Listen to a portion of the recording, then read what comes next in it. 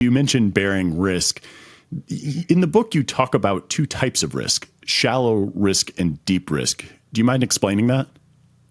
Well, shallow risk is the risk that everyone thinks of, which is volatility, typically measured as standard deviation of returns.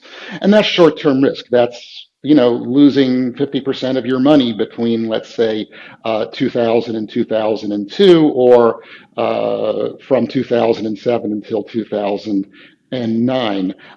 But typically, those kinds of declines are reversed, and you wind up eventually making a lot of money in the long term. That's shallow risk. And that's the kind of risk that everybody pays attention to. But that's not the worst kind of risk. The worst kind of risk is, I define at least, as deep risk. And I define that as losing more than half of your purchasing power for a period of at least a generation. Okay. So what are some examples of deep risk? Well, deep risk is buying Japanese stocks in late 1989 and still being underwater by a significant amount in real returns 35 or 33 years later.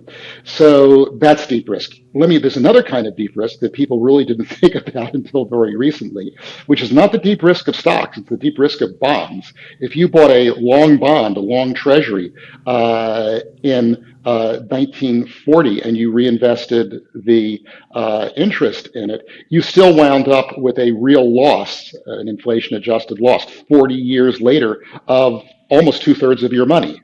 All right, that's deep risk. And that risk, of course, came home in 2022. When I think of, there's another example you gave of deep risk in the book, which was Japan.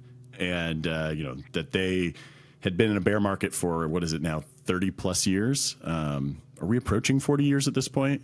No, it's late 1989 to now. Okay. Is coming up on 34 years. Okay, so a third of a century works for me.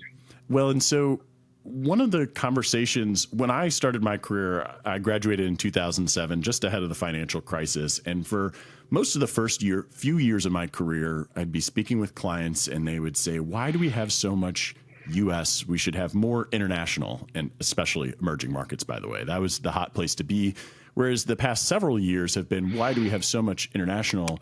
We should have more U.S. To me, it seems like international diversification is one of these ways to protect yourself against deep risk, and yet they've underperformed. Diversification is sometimes hard to live with. What do you make of this? Well, you've just described recency bias. Red in tooth and claw. I mean, back 15, 20 years ago, it's why didn't you invest more in international? Obviously, that's a big part of the world economy. 20 years ago, foreign stocks were 60% of total world market cap. So why aren't we invested more abroad? Well, now that has reversed and U.S. stocks have trounced foreign stocks, it's why are we investing in these crappy foreign stocks that have done so poorly? And of course, past is almost always the opposite of prologue in the financial markets. When I see an asset class that has underperformed everything else for the past 30 years, that's when my interest starts to perk up.